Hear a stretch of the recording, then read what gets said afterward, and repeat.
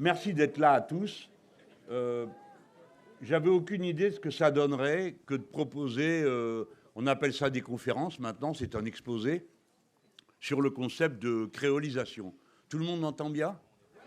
Alors, c'est le mot qui a de l'importance pour arriver à comprendre son contenu et ce qu'il nous aide à désigner. Les êtres humains évoluent dans une bande assez étroite de sensations et de capacités de perception. Nous ne voyons pas tout ce qui est à voir. On ne voit pas les infrarouges, on ne voit pas les ultraviolets. Nous n'entendons pas tout ce qu'on pourrait entendre. Mais ce que nous entendons et ce que nous voyons, nous le nommons pour le désigner et donc pour pouvoir en parler et traiter avec. Les mots sont l'interface la plus précieuse que nous ayons avec le réel. Mais d'autres interfaces existent, par exemple la musique. Personne ne peut dire ce que veut dire tel ou tel air de musique quand il n'y a pas de parole. Bon, qu'est-ce que dit la symphonie, je parle de la 5e symphonie de Beethoven? Il y a un titre, mais on s'en fout, quoi. C'est pas ça qui compte. Qu'est-ce que veut dire une œuvre de Miro? On ne sait pas. Mais on sait que ça nous parle de quelque chose qu'on ressent. Dans l'ordre intellectuel, c'est évidemment les mots qui vont nous aider à entrer dans la réalité et à l'organiser. Chaque fois que nous allons trouver un mot de plus, nous allons améliorer notre relation au réel. Je dis tout ça pour qu'on comprenne bien que désigner n'est pas qu'une affaire de communication au sens marchand du terme. C'est une activité intellectuelle qui est essentielle. Souvent, je raconte que chez les Lapons, paraît-il, il y a 25 mots pour décrire l'état de la neige.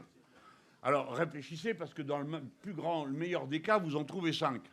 Pour ceux qui ont un peu la pratique de la neige, et il y en a, bon, c'est pas la peine d'en parler, ils n'ont même pas idée de ce que ça peut être.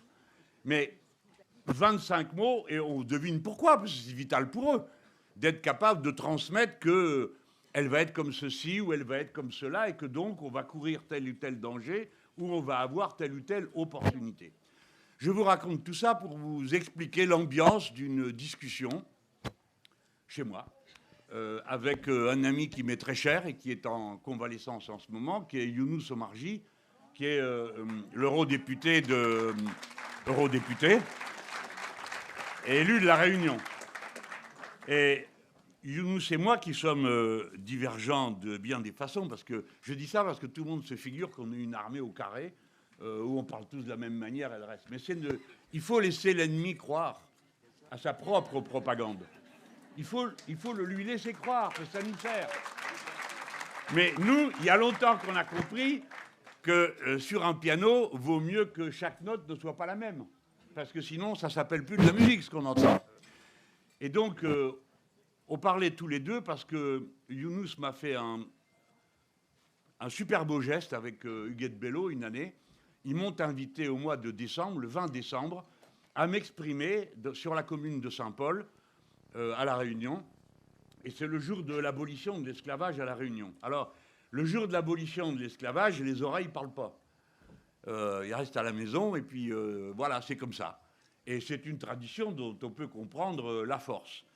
Et là, c'était un endroit où j'ai pu complètement faire le chaman des Rouges, parce que à cet endroit-là, il y a le cimetière.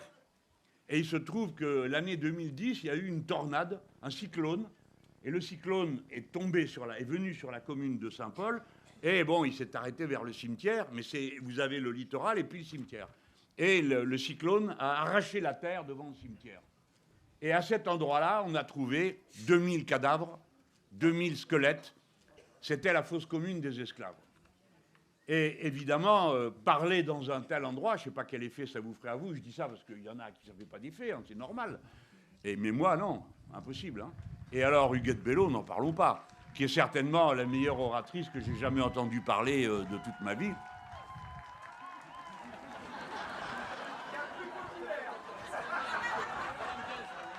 Alors, et donc on parlait tous les deux, et on était bloqués par un sujet qui venait et revenait sans cesse dans l'actualité.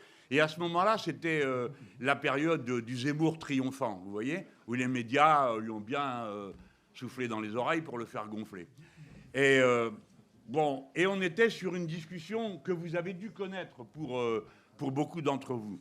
C'était quel rapport on faisait entre l'universel et le différent, entre la similitude et le différent. Je sais que ça peut paraître un peu abstrait comme ça, mais dans la lutte dans laquelle on est engagé, on a souvent buté là-dessus. Parce que nous sommes de tradition universaliste.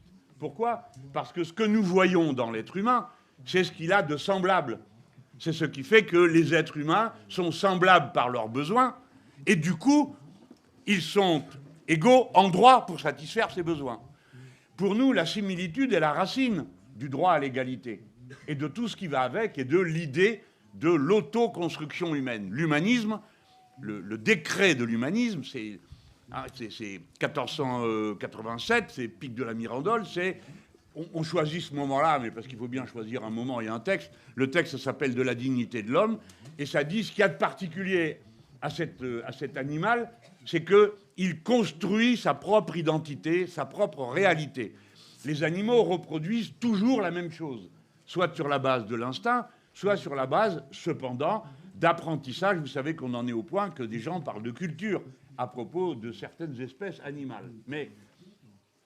Et puis, le plus souvent, autrefois en tout cas, on apprenait que ce qu'il fallait faire, c'est faire vivre la tradition.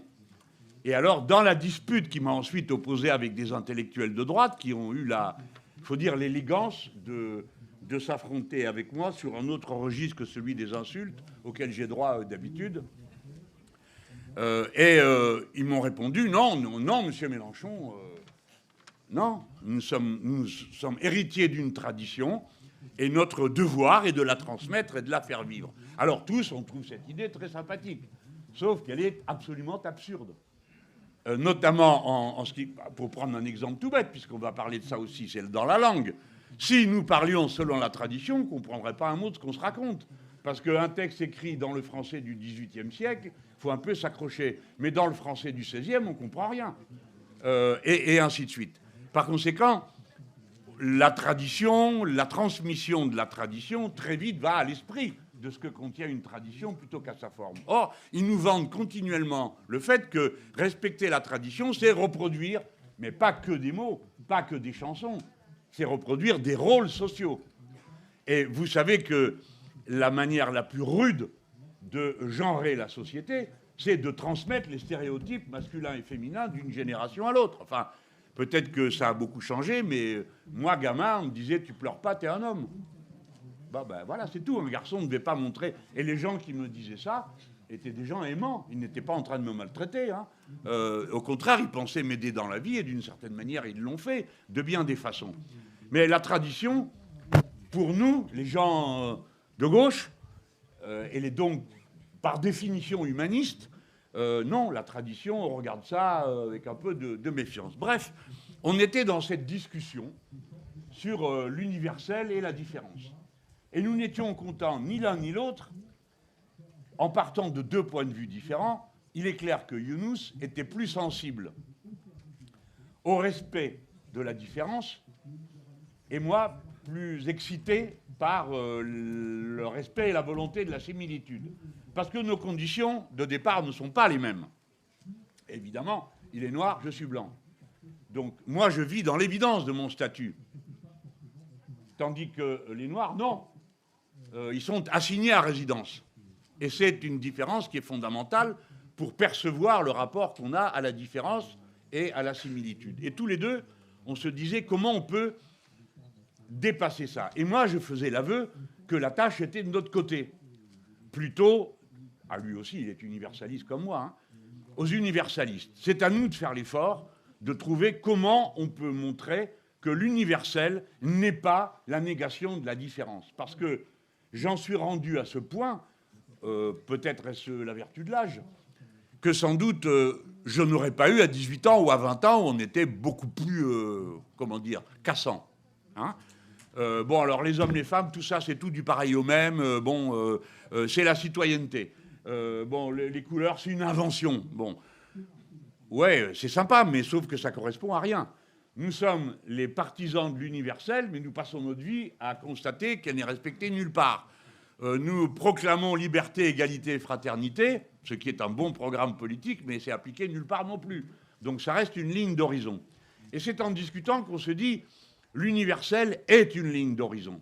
Et entrons dans la construction de l'universel. Pensons l'universel comme le résultat d'une construction et pas comme un donné. La différence est un donné, institué ensuite, pérennisé par la société.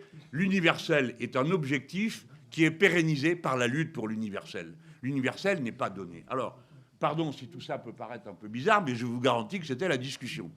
Alors, on commence à regarder les mots qui circulaient.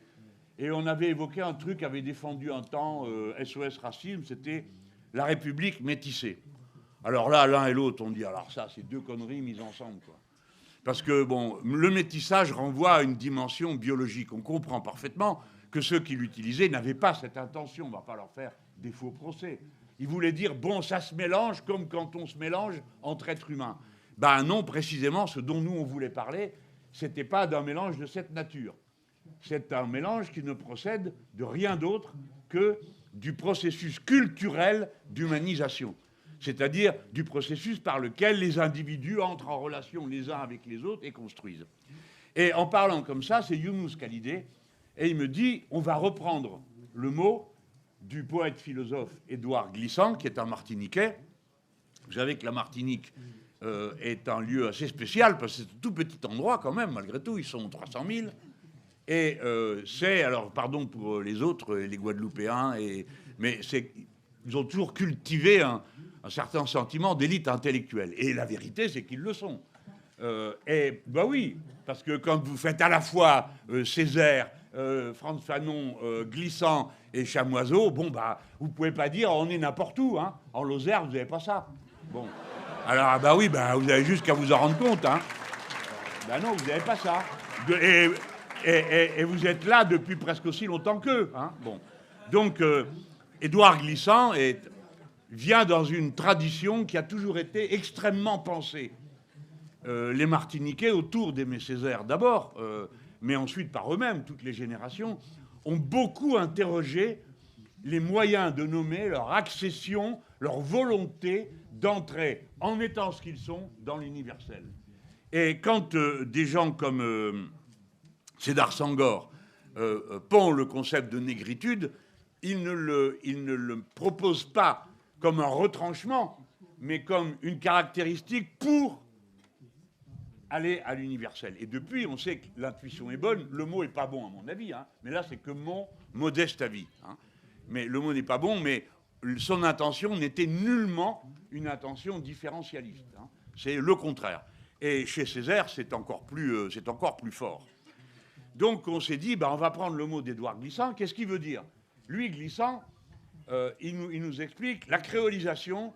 Alors, c'est la langue des Caraïbes, hein.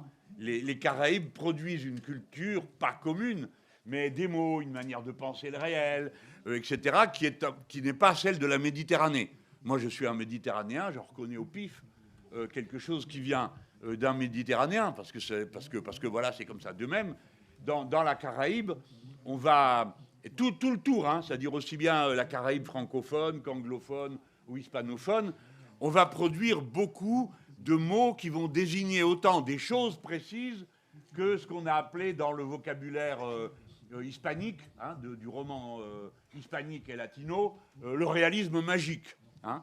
Le réalisme magique n'est pas un rabougrissement de l'esprit, c'est le contraire. C'est une tentative pour essayer d'attraper le plus de choses en même temps dans des mots et dans des phrases, c'est-à-dire non seulement les apparences des choses, mais ce qu'elles sous-entendent, ce qu'on ne voit pas mais qui s'y trouve quand même, etc., etc. C'est pas d'ailleurs un hasard si c'est dans Garcia Marquez et 100 ans de solitude que le tout début du roman, c'est Aureliano Buendia qui est un colonel, on va le fusiller, et alors il réfléchit à ce qu'a été sa vie. Et il se rappelle comment c'était quand il est arrivé dans le Nouveau Monde, qui n'était nouveau que pour les Européens, parce que les autres savaient rien de nouveau, étaient déjà là avant. Bon. Et puis pas que depuis quelques jours, hein, depuis plusieurs millénaires. Et il dit, les choses étaient tellement nouvelles que pour les nommer, il fallait les montrer du doigt, parce qu'il n'y avait pas les mots. Et souvent, nous sommes encombrés du fait que nous n'avons pas les mots.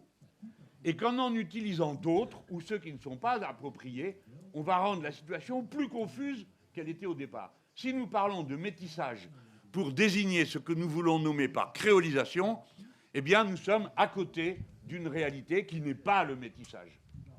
Car le métissage est d'abord, et par extension, d'abord un processus biologique, et par extension, pensé comme un processus culturel. La créolisation est un processus culturel, exclusivement culturel, fondamentalement culturel. Mais parce qu'il est culturel, faisons pas les marxistes à deux balles, hein, les êtres humains sont des êtres sociaux, ils ne peuvent être que des êtres sociaux. Sans la socialisation, aucun être humain ne peut devenir un être humain. Plus on se socialise, je veux dire on entre en relation avec les autres, plus on devient humain parce qu'on va partager des savoirs, des intuitions. Regardez une chose, si vous ne le savez pas. Un jour, bon, pour avoir des subventions, les gens sont prêts à tout. Il y avait donc un chercheur qui s'est mis à demander de quoi parlaient les gens au bistrot. Pourquoi pas? Moi, ça m'intéresse. Alors, lui, il était persuadé, le mec, que les gens allaient échanger des informations. Du genre, bon, alors hier, oui, il faisait beau, en effet, il pleuvait, non, pas du tout. Et demain, qu'est-ce que tu vas faire? Je vais faire ci, ça. Il pensait que les échanges seraient informatifs. Vous voyez? Et tu vas faire quoi après? Bref. Et constat horrible pour lui, au départ, et inexplicable, les gens passent leur temps à se raconter des ragots. C'est-à-dire à dire des méchancetés des autres et à raconter les trucs saugrenus. Ah, j'ai vu un type hier, oh là là, si tu savais. Bon. Ah ben non, qu'est-ce que tu me racontes? Moi, j'en ai vu une, alors elle est complètement perchée, elle a dit ci, elle a fait ça, etc.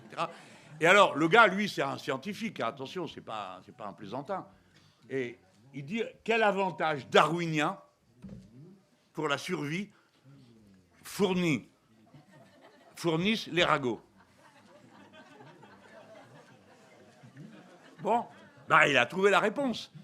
C'est que ça vous instruit sur les comportements possibles des gens. Vous apprenez, à travers ce genre d'histoire, ça va vous prémunir de certaines situations. Vous n'allez pas surréagir, ou vous n'allez pas sous-réagir, ou vous verrez le danger s'il y en a un, ou bien vous verrez que ce n'est pas un danger en dépit des apparences. Bon, ça vaut ce que ça vaut, mais ça me permet de vous donner sous une forme un peu plaisante l'importance du rôle de l'échange humain dans la construction de l'être humain lui-même. Et puis, l'échange le plus fondamental et le plus caractéristique des êtres humains, à part les ragots, c'est que nous sommes une espèce en apprentissage. Et nos enfants aussi. Et d'ailleurs, c'est chez nos enfants que ça se constate. Regardez la vitesse à laquelle les uns enseignent les bêtises aux autres. Hein, ça se propage vachement vite, hein, ça c'est clair. Mais pourquoi? Parce que même nos petits s'apprennent leurs trucs entre eux pour devenir grands ou pour faire comme les grands. Et ce qu'il faut faire, et ce qu'il ne faut pas faire. Et puis un truc qu'on fait juste pour rigoler. Et souvent, les premières réactions d'autoconstruction d'un petit, ça va être dans l'humour. Parce qu'il va interagir pour obtenir de vous une réaction. Les cris attirent votre attention, mais une blague pour vous faire rire. Et pour la première fois, c'est lui qui a prise sur vous. Et évidemment, tous les petits nous font la scène du non, vers 2 ans, comme ça, non à tout, à n'importe quoi, non. Mais non, c'est je. Oui, c'est nous. D'accord? Tu vas manger ça? Oui. Bon, on est d'accord. Non, c'est moi. Moi, je veux pas. Voilà, point. Et je se construit dans le non et la conflictualité. Je dis ça au passage pour tous les rigolos qui nous ont fait des procès sur le caractère absurde de la conflictualité, comme ils n'ont jamais lu une ligne de Démocrite, ni entendu parler de la dialectique, ni de rien de semblable. Mais on les comprend, parce que c'est eux qui ont le pouvoir, donc ils n'ont pas envie qu'on le leur dispute. Hein. Bon, c'est comme ça que ça se passe. Alors, Glissant, il dit ça. Il dit la créolisation, c'est la capacité de faire surgir du neuf à partir de ce qu'il y a, de ce qu'on trouve. Alors, pour bien comprendre, alors déjà commençons par des petits trucs basiques. Hein. Césaire, Glissant, il s'exprime dans un contexte, celui d'une société esclavagiste qui s'est libérée de l'esclavage. D'accord? Alors, c'est une forme super violente de quelque chose qui est évident. Les êtres humains sont différents. Chacun d'entre nous est différent du voisin. La différence n'est donc pas une usurpation. C'est même la condition de la relation. C'est l'altérité. Et la différence la plus fondamentale, en mettant de côté les questions qui tiennent à la construction sociale et culturelle du genre, c'est notamment la différence sexuelle, qui va appeler des signes indicatifs qui nous signalent qu'un tel est un homme ou une femme. Et c'est d'ailleurs pourquoi les rôles sont genrés. C'est pour qu'on surligne par des symboles, des rites, qui est quoi. Il y a plein de messages. Vous portez une alliance pour donner une indication, ou vous n'en portez pas, etc., etc., etc. Donc, la différence, nous n'avons pas à dire « Ah non, non, notre idéal, c'est tout le monde pareil », parce que ce n'est pas vrai. Et ce n'est pas un idéal. Et on n'en a pas envie. Donc, ce que nous allons mettre en cause, ça n'est pas qu'il y ait des différences, ni l'envie de les éteindre, dans aucun domaine. C'est comment concilier la différence qui est un état de fait, qui est un donné. La différence se voit, par exemple, à la couleur de peau, s'entend, à l'accent, à la manière de parler, fort ou bas. Elle s'observe, elle se déduit. Ah tiens, il a dit ça.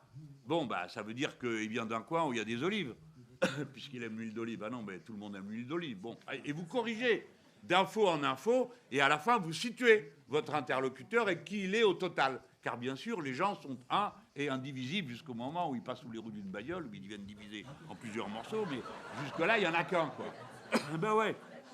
Donc, nous sommes dans deux états d'une même... Alors, et la similitude.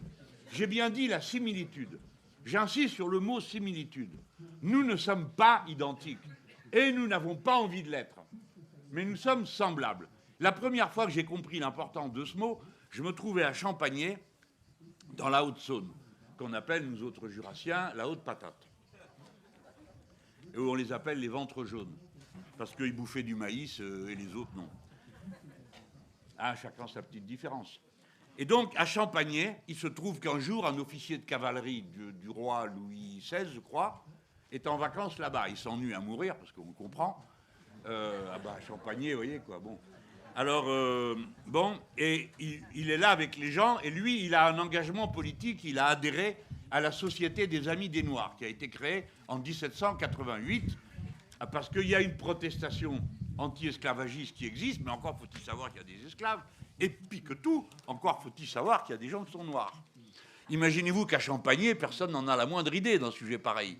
Donc il commence par dire, voilà, il y a les Noirs, alors on va les capturer là-bas et on les emmène là-bas dans des bateaux, c'est dégueulasse. Ah oui, c'est dégueulasse, bon, oh mon Dieu. Mais après, au bout d'un moment, il y a des gens qui disent des Noirs, mais qu'est-ce que vous racontez? Ça n'existe pas. Si, ça existe. La preuve, vous allez la voir, là-bas, il y a la peinture de la crèche. Et quand notre Seigneur est né, les rois mages sont venus, et parmi eux, il y avait Balthazar. D'ailleurs, il n'est pas en noir. Ah oui, allons voir ça. Mais c'est vrai. Ah, mais bien sûr. Qu'est-ce que vous dites? Qu'ils les mettent comme des marchandises? C'est une honte. Le voilà avec sa pétition, et tout le monde signe, les petits notables du coin à la messe, etc. Et ils foutent dans le... Après, ils le remettront dans le cahier qu'ils envoient aux États généraux. Il ne faut pas faire ça. C'est une honte parce que... Et là, il y a le manifeste. Le manifeste est sur le mur, dans le petit musée qu'ils ont organisé, qui est poignant comme musée. Et qu'est-ce qui est marqué? Il est marqué... Alors, ce sont des croyants, hein, donc ils se réfèrent au fait que nous sommes tous créatures de Dieu, etc. Mais à chaque fois, le mot qui revient, et il revient 3 fois dans le texte, ce qui est aussi un signal, c'est « nous sommes semblables ». Semblables. Alors, pourquoi ce mot, c'est le seul qui revient tout le temps? Parce que c'est la définition la plus fondamentale à laquelle veut faire appel l'officier qui, lui, est adhérent à la philosophie des Lumières et vraisemblablement franc-maçon. Donc il veut que le mot frappe pour qu'on comprenne de quoi il s'agit. Et le mot semblable, qui n'est pas identique, ni l'autre, parce que quand on parle d'altruisme, dans le mot altruisme, il y a toujours l'idée que l'autre est la distance à l'autre. Dans semblable, il y a à la fois la distance et la proximité. C'est pourquoi ce mot nous convient mieux. Ça ne veut pas dire qu'altruisme vaut rien. Le prochain, dans le vocabulaire chrétien, on parle du prochain. Bon, ce sont des mots qui vont ou qui ne vont pas, mais semblable, ça colle. La similitude est aussi un état des êtres humains, et assez spontanément, la similitude, la perception, la conscience de la similitude nous pousse à des comportements sociaux bien délimités. Et certains sont quasiment instinctifs. Qui que l'on soit, et quel que soit l'âge que l'on a, si un enfant tombe par terre, vous précipitez pour le ramasser. Si c'est un mec de mon âge, non, vous écartez. On ne sait jamais, hein, ça peut mordre. Bon. Mais voilà, après, la similitude fait que vous compatissez normalement. Je dis normalement parce que des fois, on organise un génocide et il y en a, ils ne compatissent pas. Ça ne leur fait rien. Ni chaud ni froid. Les gosses qui voient mourir, pas les leurs, etc. Mais L'altruisme, le sentiment de la similitude est inscrit en nous et produit des résultats sociaux, des comportements. Nous compatissons à la soif de l'autre, nous compatissons à la faim de l'autre, même si nous n'allons pas toujours avoir des actes en correspondance, ce qui est une souffrance. J'ai toujours dit, moi, que je plaignais les jeunes parents qui doivent expliquer à leurs gosses, à qui passent leur temps à expliquer qu'il faut arrêter de regarder dans l'assiette du frère ou de la sœur, ou partage tes jouets, etc., etc. Quand on passe devant quelqu'un qui est couché par terre dans une misère atroce, et que ton gosse te dit, mais pourquoi il est là, et qu'est-ce qu'on fait, papa ou maman, t'es vachement mal pour expliquer pourquoi tu vas rien faire du tout. Ou, bon, il faut emballer l'affaire parce que t'es mal. Parce que tu sais que tu heurtes quelque chose de fondamental que tu as déjà transmis à ton gosse. C'est que les autres sont nos semblables. Et que nous ne pouvons pas être indifférents aux autres. C'est impossible. Bon.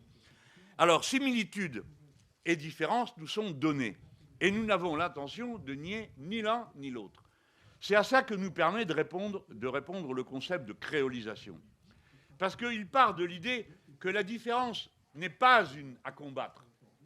La différence, dans l'ordre culturel, hein, elle va fournir la matière première du semblable. Et on va faire surgir quelque chose à quoi personne n'avait jamais pensé. Si l'on veut bien comprendre le rôle effectif et concret, il faut d'abord commencer par, je change l'ordre de mon exposé, par une petite histoire de la créolisation. Il faut voir comment naît la langue créole, les langues créoles. Comment ça vient? Évidemment, il faut partir de la condition de l'esclavage, qui a duré 3 siècles. Hein. C'est un crime contre l'humanité qui a duré 3 siècles.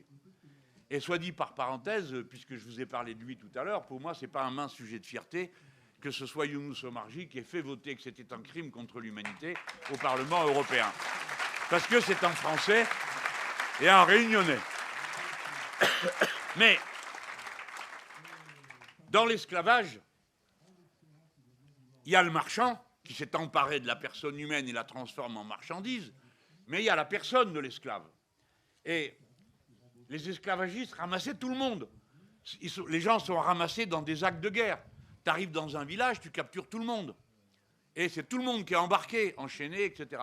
Il y a dedans le chaman du coin, le roi, le guerrier, le paysan. Ils sont de conditions sociales extrêmement différentes. Ensuite, on les vend en s'arrangeant pour les vendre par lot. Et qui ne viennent pas tous du même coin, ce qui crée toutes sortes de différences entre eux. Car l'esclavagiste est naturellement un raciste, puisqu'il considère que ce ne sont pas vraiment des êtres humains, ou que ce sont des sous-êtres humains.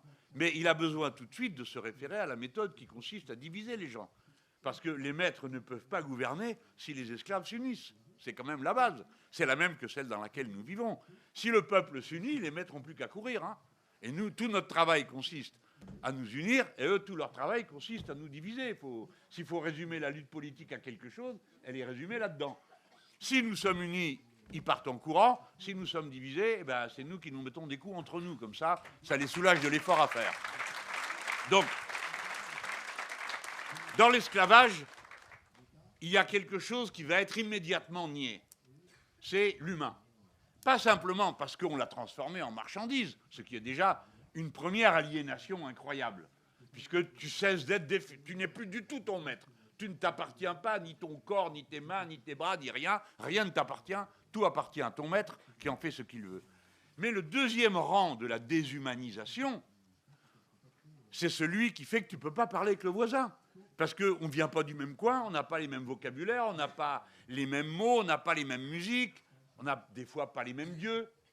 Et par conséquent, on est explosé, atomisé, réduit à la seule chose qu'on a à faire ensemble, travailler. Le créole surgit comme une langue. Et c'est très important que ce soit une langue. Parce que c'est avec la langue qu'on communique, et dès qu'on communique, on redevient un être humain. Parce qu'on entre en relation avec Pierre, Paul, Jacques, etc., et Jacqueline, et ça y est, c'est parti. On refait société. On peut refaire bloc. On peut échanger des idées. Et c'est pourquoi les maîtres ont passé leur temps à interdire tout ce qui était spécifique aux populations qu'ils avaient déportées. Alors c'est le maloya à La Réunion, bon, qui a une mélopée, un chant un peu particulier. Hein. Ailleurs, c'est le tambour groka. C'est un tambour qu'on entend à des kilomètres, mais qui ne se contente pas d'être un bruit de tambour. C'est une langue, ça parle, ça dit des choses. Et ils ont passé leur temps à faire la chasse à la culture nouvelle qui avait jailli de la relation entre les esclaves. Et le créole permet de se comprendre et aussi que l'autre ne comprenne pas. Que les oreilles, c'est bien d'ailleurs pour ça qu'on les appelle comme ça, parce qu'ils écoutent tout le temps pour savoir qui c'est qui est en train de picher la merde. Bon, donc, voilà pourquoi. Alors, cette petite histoire permet de raconter le fondamental du concept de créolisation. Parce que ceux qui inventent cette langue, en produisant le créole, ils produisent une culture commune. Ils ne se contentent pas de reproduire ce qui existait avant. C'est pourquoi vous pouvez parler de culture caribéenne, qui, bien sûr, a des sources, des origines, un entretien qui vient de l'Afrique, mais qui est spécifique. Le créole doit être considéré dans sa spécificité, pas seulement dans les origines qu'il charrie et qu'il rebrasse. Alors, le malentendu, une fois qu'on a posé tout ça, que vous êtes en présence des trois idées, la différence, la similitude et le processus de créolisation. Vous avez compris que le processus de créolisation est un processus culturel, mais le mot culturel ne veut pas dire que c'est une simple reflet, que bon... Non, c'est fondamental. On ne peut pas être un être humain en dehors de la culture dans laquelle on s'intègre. Et si on accepte l'idée que sa propre culture est en mouvement, alors on devient de plus en plus humain, parce qu'on intègre de plus en plus, non pas des ragots seulement par les conversations de bistrot, mais du savoir. Et fondamentalement, l'espèce humaine s'est humanisée à mesure qu'elle partageait de la culture. C'est-à-dire qu'on échangeait en tant qu'espèce en apprentissage des savoirs. Et c'est pourquoi c'est la migration qui augmente le savoir individuel. Parce que les êtres humains ne dépendent d'aucun biotope particulier. Ils sont comme les rats et les cafards. Il y en a partout. Bon. Mais les êtres humains, ils sont partis d'un endroit où vous êtes très chaud jusqu'à un endroit où vous êtes très froid. Et dans chaque circonstance, ils mettent des mots et ils apprennent des techniques, des moyens d'agir, etc., qu'on refile au suivant. Et ensuite, par la stratégie des mariages et des alliances entre les groupes humains, ces savoirs se partagent. Et plus les savoirs se partagent, plus on humanise le monde dans lequel on est. Car toute la fantasmagorie de la magie n'occupe que la place que les mots et la compréhension des choses ne rend pas possible. Si vous ne savez pas pourquoi il y a la foudre, vous ne savez pas, c'est quand même curieux, il faut bien avoir une explication. Eh bien, c'est Jupiter. Ah oui, c'est vrai. Bon, voilà. Ça, on a la réponse. Hein. Bon. On a besoin de ce processus en tant que processus culturel, et le processus culturel est ce qui rend la socialisation possible. Et la socialisation égale l'humanisation. Alors à la fin, ça devient un délire, quand l'anthropisation du monde conduit à tout bouffer, tout détruire, tout casser, tout saccager, parce qu'en effet, on a tout humanisé, c'est-à-dire qu'on a fait comme si tout était à notre disposition, sans limite. Mais à chaque fois, il faut faire la part de ce qui tient à l'origine du processus, à son utilité, et le maîtriser. Il en va de même avec la différence. Et tout ça, et la similitude, ça va fonder des options politiques fondamentales. Face à l'aspiration à la similitude, le réactionnaire va opposer la différence.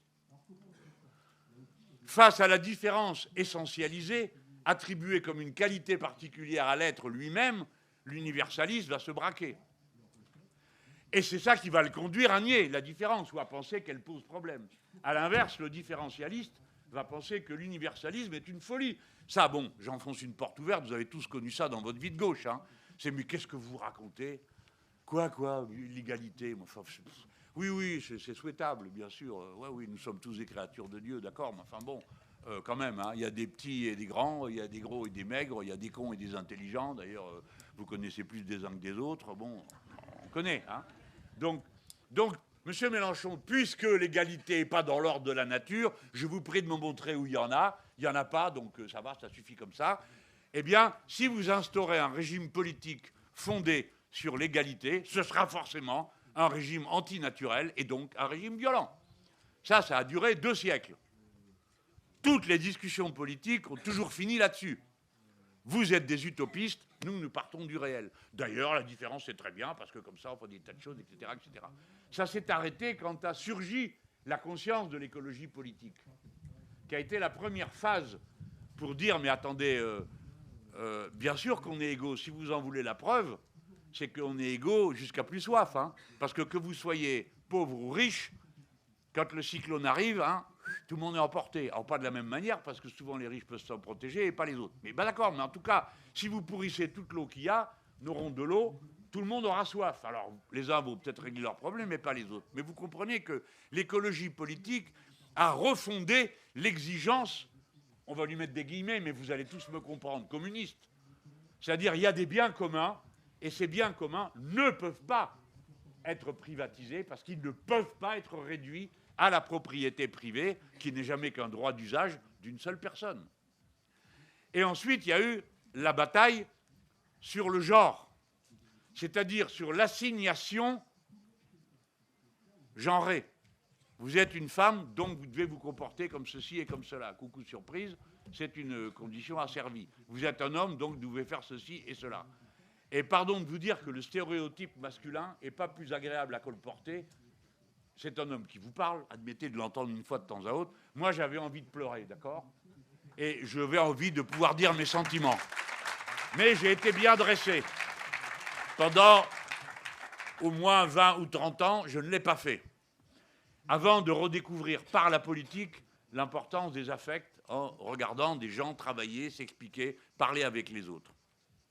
Je pense en particulier à Hugo Chavez, dont je n'ai pas le talent pour jouer du guitarron, mais qui nous a expliqué pourquoi ceux qui faisaient de la politique sans s'occuper des affects des gens auxquels ils parlaient, perdaient leur temps et qu'ils étaient aussi assommants que n'importe quel prêcheur qui arrive avec des mots comme ça à plaquer.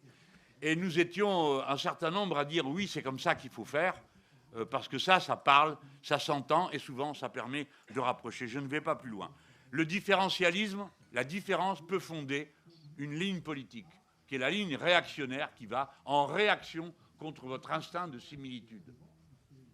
Vous avez un instinct de similitude, le différentialisme vient vous dire « Ah oh, doucement », ce que je vous ai expliqué il y a un instant en politique, mais ça va être une assignation.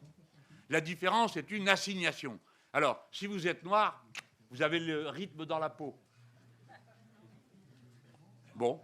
Et puis, vous ceci, vous cela. Alors, il y a des aspects qui sont présentés sympathiques, mais ça ne reste pas sympathique longtemps. Hein. À la fin, ça explique pourquoi les uns sont la norme et pas les autres. Par exemple, c'est dans le vocabulaire ordinaire.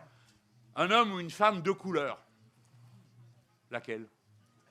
Non, parce que blanc, c'est une couleur. Hein. Blanc, c'est pas une couleur? Si, c'est une couleur. Bon. Alors, pourquoi c'est le noir qui est un homme de couleur ou une femme de couleur? Parce qu'il y a une norme. Le différentialisme va toujours installer une norme masculine, une norme féminine, etc., etc. Alors, nous allons toujours être suspicieux et méfiants. Mais ça ne veut pas dire pour autant qu'on va dire « Ah non, non, ça n'existe pas ». Parce que, à l'inverse, la condition sociale de l'exploitation, la condition sociale genrée, quand elle est surchargée du racisme, elle n'est pas la même pour tout le monde. Elle n'est pas la même pour les femmes, elle n'est pas la même pour les hommes, etc., etc. Par conséquent, la prise en compte de ce que le racisme, le différentialisme introduit dans la société va nous permettre de favoriser nos méthodes de combat, les rendre plus efficaces. Parce que si vous partez de l'idée que c'est la même exploitation, la même humiliation suivant votre couleur de peau, vous vous trompez. Et par conséquent, ce que vous racontez n'est pas audible. Et surtout, il y a une part de la réalité que vous ne voulez pas voir. C'est que les contrôles au faciès, c'est pour les uns et pas pour les autres. Alors, les violences policières, c'est surtout pour les uns et pas pour les autres. Younous me racontait, je reviens à lui, il est eurodéputé, président d'une commission, maintenant vice-président du Parlement européen, il me dit, une fois sur deux où je vais à la gare du Nord, je suis contrôlé.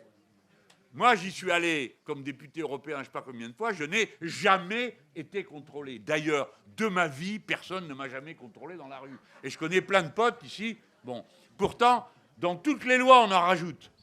J'ai connu une période où on discutait le fait de savoir si autour d'une gare, les flics avaient le droit d'ouvrir le coffre des bagnoles. Vous vous rendez compte d'une période? Aujourd'hui, c'est le contraire qui paraît étonnant. Est-ce que les flics peuvent ne pas fouiller votre coffre? On dit, il y a des cas où ils peuvent, si on a une bonne gueule, par exemple. Hein, bon, on connaît. Donc ces réalités-là, si vous n'acceptez pas de les prendre en compte, vous ne pouvez pas mener la lutte. Vous ne pouvez pas être entendu. Et vous ne pouvez même pas vous rendre compte de ce qui se passe autour de nous, de qui est là et qui n'est pas là. et pourquoi qui est là et pourquoi qui n'est pas là, à chacun des moments. Or, pour nous, compte tenu de la conclusion qui finira par arriver, c'est décisif que la perception nous permette de corriger notre comportement. Car corriger notre comportement, c'est accepter que nous ne représentons pas spontanément tout le monde, même si nous travaillons à représenter tout le monde. Je ne suis pas en train de vous faire du postmoderne. Hein. Un homme n'a pas le droit de parler des droits des femmes, un blanc ne peut pas parler des droits des noirs, un noir ne peut pas parler... Je ne suis pas en train de vous dire ça. Mais je vous dis que si vous n'en tenez aucun compte, vous passez à côté de la cible et nous devons impérativement, compte tenu de notre stratégie politique, corriger ce qui ne va pas dans cette affaire. Alors, aux différentialistes, c'est une assignation. Et puis le droit à la différence, comme certains s'en étaient gargarisés, d'accord, 9 fois sur 10, ça a abouti à la différence des droits. Parce que dites-nous en quoi consiste, s'il vous plaît, votre différence. Elle sera toujours sociale, elle sera toujours genrée, elle sera toujours discriminante. Alors, qu'est-ce que vous allez faire? Eh bien, vous allez reconnaître des droits discriminés. Où est l'universalisme là-dedans? Il n'y en a plus. Donc ça va être la question qu'on pose. Que faites-vous de la similitude? Vous la niez? Oui, vous la niez. Les fascistes, les racistes nient la similitude. C'est pourquoi il n'y a pas juste un désaccord moral entre eux et nous. Et j'adjure qu'on cesse de faire la morale à un fasciste parce que ça ne sert à rien. Il n'a pas de morale. En tout cas, pas celle que nous comprenons. Pour la raison que pour eux, les êtres humains ne sont pas semblables. Ils ne sont pas égaux en droit. Et donc, ce qui nous sépare, ce n'est pas juste une question comportementale ou de morale, c'est une question sociale, c'est une question culturelle, c'est une question qui touche à l'idée qu'on se fait, nous, de la vie en société. Ça, c'est ce qu'on va dire aux différentialistes. Et puis, à l'universaliste, on va toujours l'interroger pour lui demander qu'est-ce qu'il fait de la différence. Qu'est-ce qu'il en fait? Il la nie, il veut l'effacer. Il y a des cas où oui, la différence sociale. Mais ça ne s'appelle pas différence sociale, ça s'appelle l'inégalité sociale. Le bon mot, ce n'est pas différence, c'est inégalité. C'est pourquoi vous devez être vigilant. L'inégalité, c'est un mot sacré pour nous. Inégalité, égalité. Ceux qui disent, eh bien, il faut partager avec équité. Ah ok, d'accord, qui c'est qui décide ce qui est juste? Ah ben c'est toujours les mêmes. Donc, ne nous saoulez pas avec l'équité. L'égalité, on sait ce que c'est. L'équité, personne n'est capable de le décrire. Ou plus exactement, le seul qui est capable de le décrire, c'est celui qui le définit. Nous, dans la lutte politique, la bataille sur les mots, elle a une très... Alors bien sûr, on commet tous les mêmes erreurs. Par exemple, je ne sais pas combien de fois j'ai entendu des bons camarades, je ne leur en fais pas le procès, puisque je l'ai fait moi aussi. Alors donc je me dis, je comprends. Je dis, les émeutes urbaines. Non, non, non, il n'y a pas eu d'émeutes urbaines. Il y a eu des révoltes urbaines, c'est pas pareil. C'est pas pareil, ça n'a rien à voir. Émeute, voilà.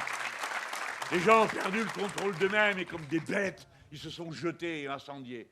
Moi, je peux vous décrire pour Marseille qui a été frappé dans les révoltes urbaines, qui a été pillé et pourquoi. Et suivant les quartiers, ce n'est pas les mêmes, et ce n'est pas les mêmes exploitations auxquelles le pillage, j'espère que personne ne va répercuter ça, répondait. Quand vous étiez dans le bas de Marseille, c'est ceux qui n'ont pas de papier et qui ont besoin de choses qui s'échangent contre du fric sonnant et trébuchant.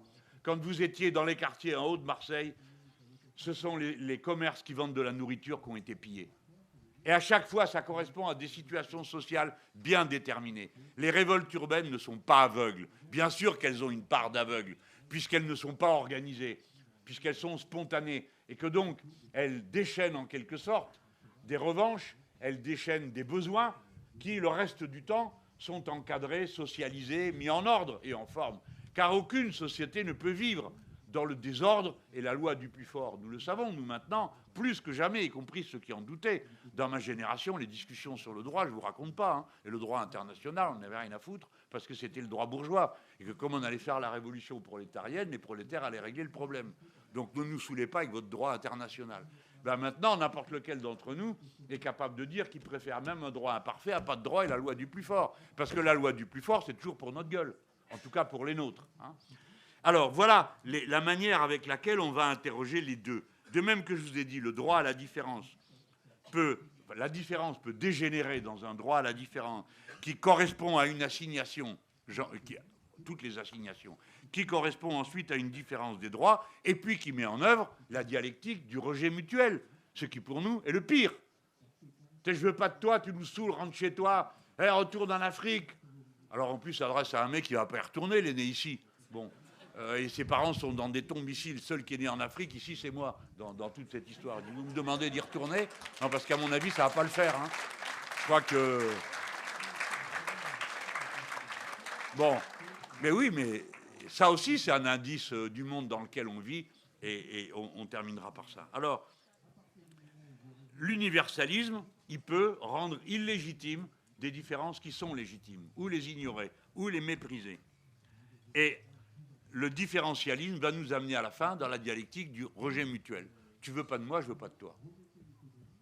Voilà. Et ça, c'est le pire qui nous menace dans la jeune génération. Parce que la génération des parents et des grands-parents, ils ont trimé. Les grands-parents, pour permettre à ceux qui sont parents aujourd'hui d'avoir une réussite scolaire par laquelle ils pensaient acquérir une réussite sociale. Et les gamins, maintenant, il faut leur expliquer, je vous parle cru là, hein, il faut expliquer à ton gamin, quand il n'est pas bien blanc de peau et qu'il n'a pas les cheveux blonds, que même si tous ses copains gueulent et qu'il y a un flic, lui, il doit se taire. Et il faut lui expliquer pourquoi. C'est pas marrant d'être jeune parent dans le moment où on est dans cette situation. Parce que nous-mêmes, on est conduits à devoir expliquer à nos enfants des choses qu'on n'a pas envie d'expliquer et qui peuvent finir par institutionnaliser. Parce que nos gosses, on leur a appris la révolte. Alors vous croyez quoi? Qu'ils vont accepter d'être considérés comme des Untermensch, des sous-hommes ou des sous-femmes? Non, bien sûr. Donc ils se révoltent et le premier élément qui vient, tu veux pas de moi, je veux pas de toi. L'universalisme est une conquête idéologique. Parce que spontanément, ce que va percevoir chacun, c'est ce qu'il voit dans le regard de l'autre. Et dans le regard de l'autre, s'il voit la différence, ben, ça s'installe dedans, comme dans une identité. C'est ça le mécanisme diabolique du rejet mutuel. C'est pourquoi notre bataille, elle est culturelle. Et que sans arrêt, il va falloir, par des arguments, étoffer l'idée de la créolisation. Moi, j'ai cherché des trucs drôles au départ, hein, pour dire bon, des trucs comme, bah oui, on est créolisé, qu'est-ce qu'elle est le plat préféré des Français? Le couscous, tout le monde se marre. Bon, et l'autre, il est cumédrage, Zemmour. Non, c'est pas le couscous. Bon, de toute façon, je m'en fous, alors ça peut être autre chose. Hein. Je veux dire, pour moi, la choucroute, c'est aussi exogène, exotique que le couscous. Hein. C'est les mêmes beaucoup plus. Pour moi, c'est beaucoup plus. Ça n'a rien à voir ni avec mes goûts, ni avec mes habitudes. Alors, bon, tout ça, c'est pour dire. Hein, tu montres à chacun. Et puis, voilà, les Français, c'est les premiers mangeurs de pizza de tout le continent. Bon, voilà. Mais, bien sûr que ce n'est pas ça le fond de l'affaire. Le fond de l'affaire, c'est les processus de créolisation réels et fondamentaux. Tout est créolisé. Et maintenant, partie numéro 2 de mon affaire, j'ai bien expliqué pourquoi la créolisation, c'était un processus d'humanisation en créant du neuf. On se rejoint et on partage en créant du neuf. Bien sûr, je vais t'expliquer ce qu'est la choucroute. Mais pour t'expliquer le couscous au poisson, ça existe. Bon, bah d'accord, mais enfin, pardon de vous dire que c'était pas la première version du couscous, hein. Ben non. Quoi, ça va toi là-bas? Non mais c'est un Algérien, je les connais, ils ont tout inventé alors. Moi je... Bon allez, ok, on fait la paix. Le couscous au bord de la mer, il y a toujours eu du poisson.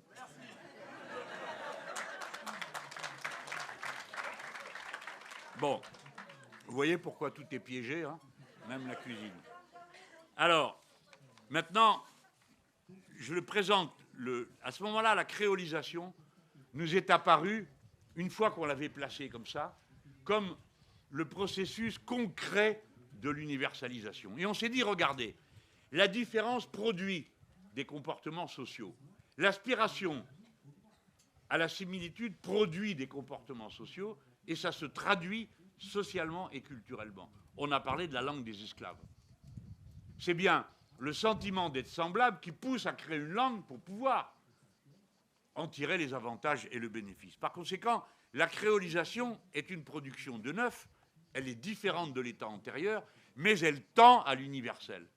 C'est la raison pour laquelle on a pu dire à un moment donné que la créolisation était l'avenir du monde. On peut se dire que toute la civilisation humaine est un résultat de créolisation. Les inventions ont été partagées. les idées ont été partagées, les objets ont été partagés, et on nourrit la culture des uns et des autres. Et la différenciation se fait dans les cultures à mesure que les sociétés humaines, en se développant, se différencient les unes des autres. S'il y a certains âges de l'histoire de l'humanité où les mythes sont les mêmes, où les symboles sont les mêmes, c'est parce qu'il y a peu de monde, et que c'est ce peu de monde qui circule. Plus il y a de monde, plus vont apparaître des structures collectives, à commencer par la ville, qui va être le haut lieu de la créolisation. On va mettre en commun des cultures, des manières de vivre, et surtout des musiques, parce que un des modes de communication est la musique. Mais si je vais, en regardant, je vous ai donné l'exemple de la créolisation comme riposte humanisant à l'esclavage. Je pourrais donner l'exemple de la créolisation en Amérique latine, qui n'a pas tout à fait le même sens qu'elle a pu avoir dans les Caraïbes ou les Antilles pour les uns et les autres. Pourquoi? Parce que ce qu'on appelle le créole dans l'Amérique latine, ce n'est pas forcément le mélangé. C'est celui qui est né sur place. Et celui qui est né sur place, il y a des riches et des pauvres. Et bon, disons que ceux qui se faisaient entendre, c'était surtout les créoles riches, parce que justement, ils étaient riches et que c'est eux qui ont l'habitude de prendre le pouvoir. Par conséquent, le mot créole a un aspect, à certains moments, qui n'est pas très favorable, et à d'autres, a un aspect de dire, quand vous parlez avec des Mexicains, les Mexicains, ils se disent tous créoles. Et bon, quand vous allez voir les peintures de Diego Rivera à la présidence de la République du Mexique, vous avez Cortés qui est avec une sale gueule tout vert. Hein, bon, il est horrible. Et sa compagne, la Malinche, elle est représentée comme la prostituée. Hein. Bon, c'est une indienne. Et elle n'a pas peu contribué à la conquête. On peut même se demander, c'est pas elle qui l'a fait. Parce que les soldats, la troupe de Cortés, appelait Cortés Malinche, lui donnait le nom de sa compagne indienne. Hein, parce que sa tribu réglait des comptes avec les Mexicains qui dominaient. C'est pour dire qu'à chaque fois, les concepts se vivent dans des réalités sociales, dans des réalités culturelles qui sont différentes. On peut dire que le premier créole connu, c'est Martin Cortés, le fils de Cortés et de Malinche. Mais vous voyez que le mot n'est pas tout à fait pareil, suivant, et des fois même suivant le pays, suivant la manière avec laquelle s'est fait la conquête, qui est une violence absolue, puisqu'elle a abouti à la destruction. Au début, on disait de quelques centaines de milliers, puis après, on a dit d'1 ou 2 millions de personnes. Maintenant, on en dit à dire que c'est plus de 100 millions de personnes qui sont mortes de la conquête par les épidémies, la maladie, et on est en train de découvrir que l'Amazonie n'est pas une forêt primaire, parce qu'elle était profondément exploitée auparavant par les Indiens qui y habitaient. Hein. Par conséquent, à chaque fois, manions l'affaire, la créolisation est un processus. Ce n'est pas la réponse définitive universaliste. Et ce que nous devons admettre, c'est que ce processus est en route partout. Moi, il me faut rigoler ceux qui n'aiment pas la créolisation. Alors, je vous le sers à la sauce Zemmour. Lui, il dit, nous, le grand remplacement, on le combat. J'ai encore pas vu par comment. Non, mais je veux dire, le mec s'appelle Zemmour, ça va, quoi. C'est un mot de créole, c'est un mot de je ne sais pas si c'est du berbère ou de l'arabe, mais c'est zeytoun en arabe, hein, les olives. Bon, donc ça va, quoi. Moi, à sa place, j'abuserais pas. Et je ne reprocherais pas aux gens de vouloir se prénommer Mohamed, parce qu'il aurait pu trouver un autre prénom que celui du prophète. Mais enfin, quand on s'appelle Zemmour, on rigole pas du prénom des autres, hein, il me semble. Bon. Mais bon, laissons ça. Mais non, mais des fois, il faut aller balayer devant la porte des autres. Hein, ça les aide à réfléchir. Mais ce qu'il faut voir, c'est que, oui, lui, peut-être qu'il combat ce qu'il appelle le grand remplacement, mais moi, je sais que le grand remplacement, c'est un phénomène permanent de l'histoire de France, en particulier. Alors, je vous ai donné l'exemple de la créolisation latine, de la créolisation caribéenne. Je viens de vous dire la créolisation est l'avenir du monde, parce que je l'entends gueuler après les Arabes et après les gens qui viennent du continent africain, les Afro-Français. Mais moi, je l'emmène quand il veut dans la rue, il devrait s'évanouir. Je l'emmène avenue de Strasbourg, c'est en face de la gare de l'Est. Moi, j'habite dans le coin. Eh bien, on y va. Vas-y. On ne regarde pas les gens qui y a autour, les pauvres et tout. Non, non, on ne regarde pas ça, ça compte pas. Qu'est-ce qui est écrit? Il n'y a pas une boutique dont le nom ne soit pas écrit en anglais. Pas une. Fast food, etc., etc. Tout le long. D'accord? Alors là, oui, alors ça, la créolisation à Merloc, ça ne le dérange pas, anglo-saxonne. Le processus de créolisation du monde, il est en route. Hélas, d'une forme qui est en fait une mauvaise forme de la créolisation, parce que, et c'est là que je touche, c'est par ce bout-là que je veux vous faire toucher la deuxième idée, l'universalisme ne peut en aucun cas être l'uniformisation.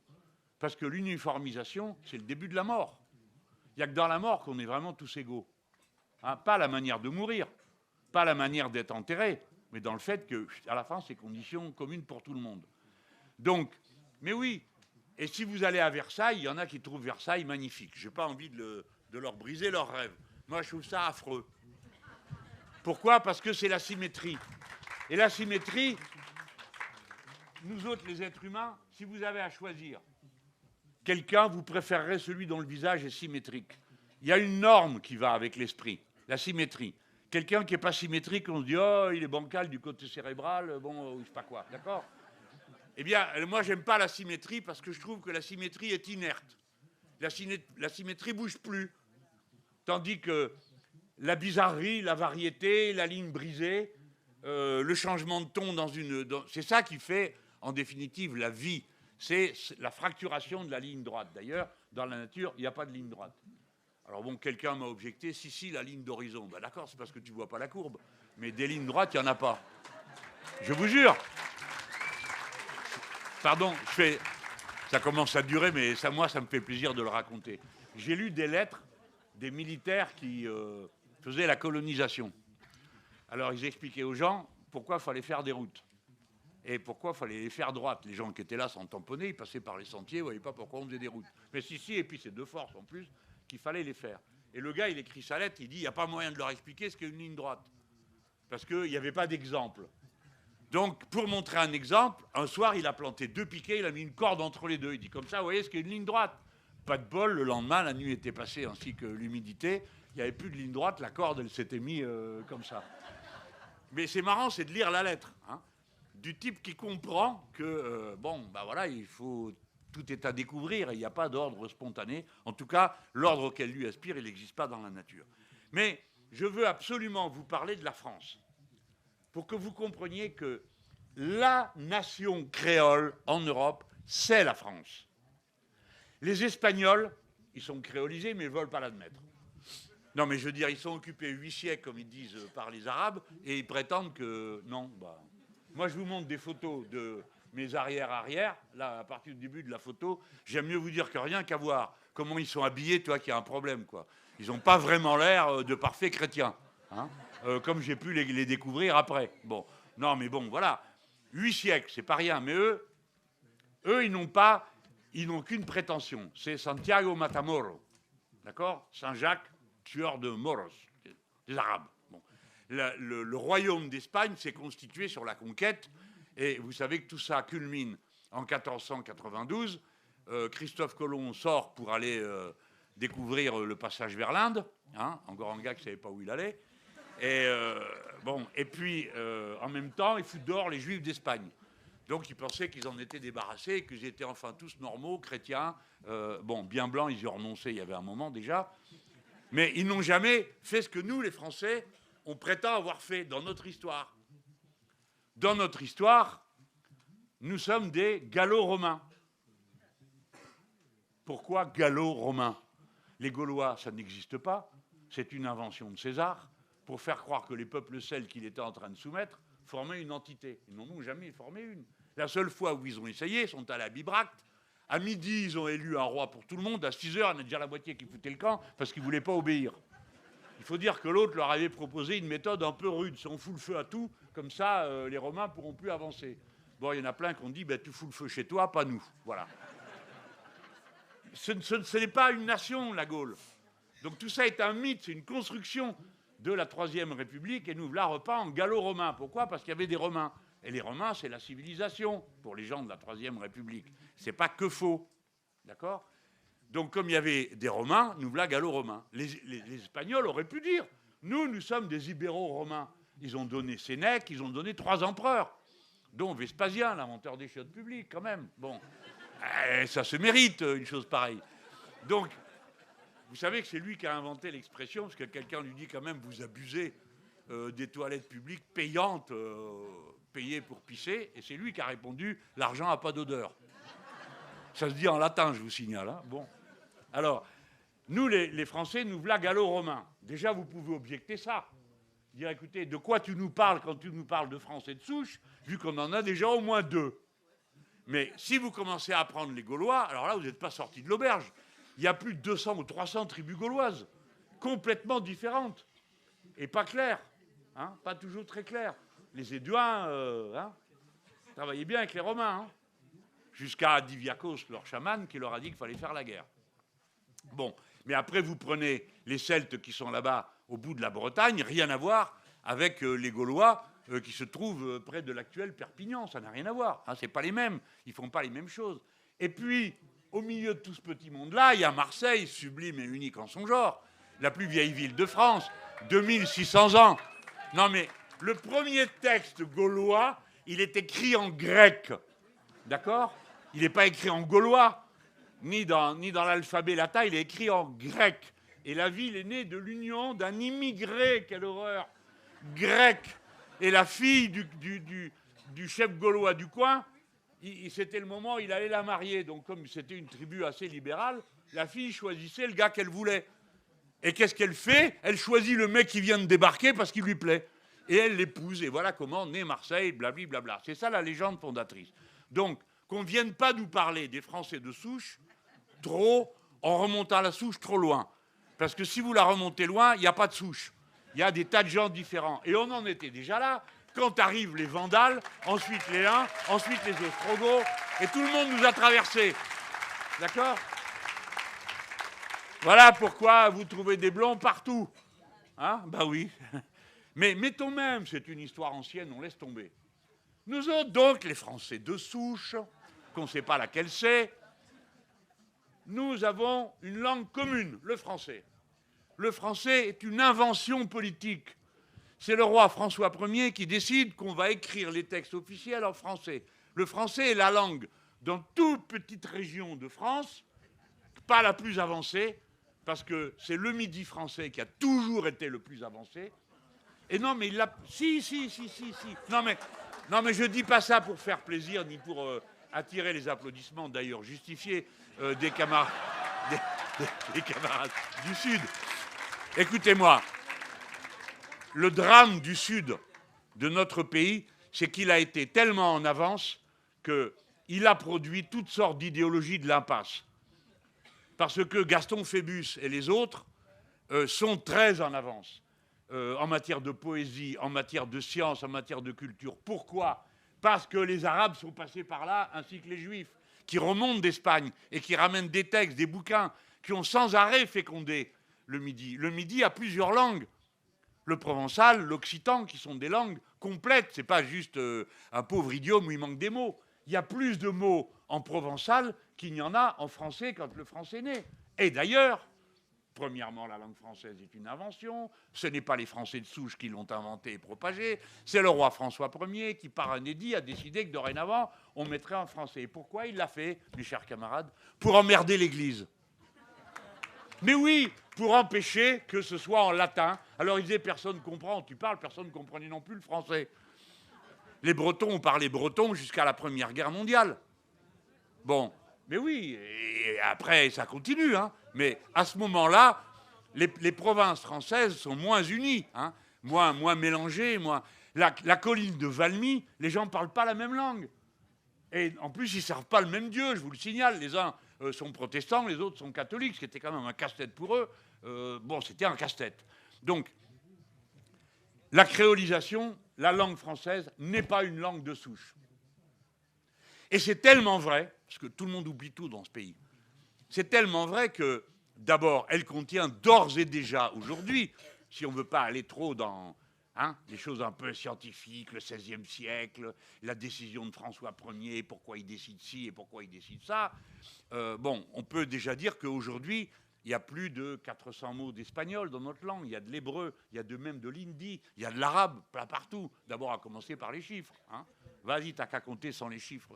Voilà. Écris dans l'alphabet qui n'est pas latin si tu veux être de souche, puisque t'es celte, il paraît. Vas-y, dis-nous. Bon, tout ça n'a pas de sens. La créolisation a travaillé tout ça. Mais c'est tellement vrai que le français est une langue politique, décidée politiquement. C'est qu'à peine ils ont fait ça qu'ils s'aperçoivent qu'avec ça, ils font rien. Et vous avez les poètes de cour qui sont payés pour ça. Joachim du Bellay qui écrit un livre qui s'appelle « Défense et illustration de la langue française ». Si je ne dis pas de conneries, c'est 1500 ou 1600, c'est marqué sur mon papier. Donc voilà, 1549. Je l'ai marqué parce que l'édit de Villers-Cotterêts, qui institue le français, c'est 1539. 10 ans après, ils en sont toujours au même point. Donc, ils disent, il faut qu'on fasse quelque chose. Et alors, il y a défense et illustration du... Alors, il ne s'emmerde pas, lui, hein, du Bellay. Il dit, bon, de toute façon, quand il nous manque des mots, on n'a qu'à les inventer. Et bon, les inventer, il est mignon, mais ça ne s'invente pas comme ça, les mots. Alors, il n'y a qu'à prendre dans le latin et le grec tout ce qui nous manque. Et même avec le latin et le grec, ça ne fait pas encore la maille. Et il dit, mais on peut inventer les mots, parce que regardez, les juristes, ils inventent et personne ne leur dit de ne pas parler. Hein, bon, ils inventent avec du latin et du grec. Et puis, il y a une deuxième butée, il dit, et puis aussi, pendant qu'on y est, il n'y a qu'à demander au peuple ce qu'ils racontent, parce qu'on ne comprend rien à ce qu'ils disent, mais ça doit être utile, parce que ça leur sert à exercer leur métier. Et il dit, il faut prendre les langues, les mots des métiers, et les mettre dans la langue française. C'est ça, le texte, 1549. Défense et illustration de la langue française égale inventer la langue. Donc là aussi, arrêtez de nous saouler avec la tradition immuable, etc. Bien sûr, on a mis de l'ordre dans la langue. On a mis un ordre. Tout le monde s'est engueulé comme des chiens sur quel était l'ordre dans lequel on devait parler. Certains étaient pour que l'on continue à inventer. Il y a des disputes au début du XVIIe siècle sur ce sujet, entre les uns et les autres. Ceux qui disent on doit parler la langue telle qu'elle se parle. Nous sommes les héritiers de cela quand nous disons que la créolisation et l'utilisation de la langue commune, le français, aujourd'hui est nourrie par ceux qui la parlent. Et ceux qui sont les plus nombreux à la parler, ce n'est pas les Français de l'Hexagone, c'est les Africains francophones. Et par conséquent, la langue, heureusement, comme la musique est déjà fécondée par l'inspiration africaine, par l'inspiration américaine, par l'inspiration créole. Pareil pour la langue. Donc c'est une langue politique. Il y a eu une dispute et on y a mis un ordre. Et on a créé une institution pour ça, l'Académie française, pour décider. Et l'Académie française est souvent moins con que la moyenne de ceux qui défendent la tradition dans les tribunes de presse contre moi. Hein, parce qu'eux, ils savent bien, c'est eux qui ont mis, par exemple, le mot leader. Bon, moi, j'espère qu'on finisse par y trouver le mot yel. Parce que le mot yel, c'est la première fois qu'on produit un mot pour désigner quelque chose qui est transgenre. Ah, mais d'accord, ça vous saoule, mais... Et c'est beau, ça s'écoute. Non, mais... Attends, je te rassure. Ça va se faire doucement, toi et moi, on n'y sera plus quand ils diront yel. Bon. Mais oui, mais il faut accepter que le jaillissement de la vie, pas au point de tout déstructurer, parce que hors structure, on ne peut pas penser. Hors ordre dans le vocabulaire et dans la grammaire, on ne peut pas s'exprimer et analyser ce qu'on voit. Donc, il ne faut pas faire les cons. On n'est pas contre tout ordre de la langue, tout ordre de la grammaire, c'est pas vrai.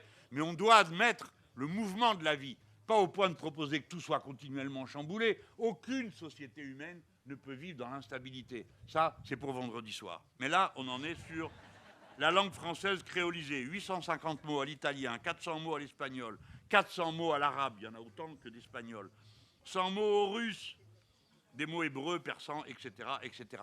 L'espace francophone, nous le décrivons. Maintenant, on a quelqu'un qui a accepté de s'en occuper tout le temps, qui est Aurélien Taché, qui était en train de faire un rapport et qui est un insoumis bien actif. Le français ne définira jamais la France, parce que 29 pays l'ont en langue officielle. Alors arrêtez de dire qu'être français, c'est parler français, parce que vous vous appropriez des gens qui n'ont pas envie d'être appropriés par vous. Alors moi, je préfère dire à chaque fois la langue commune quand je me rends en Afrique. Mais j'aimerais qu'on ait un autre mot. J'aimerais pouvoir dire notre créole pour parler du français. Parce que c'est notre créole d'une manière ou d'une autre, même si ce n'est pas le créole des Caraïbes. Alors, je viens de vous parler de la créolisation comme d'un fait français et de la France comme nation créole. Elle est créole de toutes les manières possibles. J'en viens, pour finir, à la politique elle-même.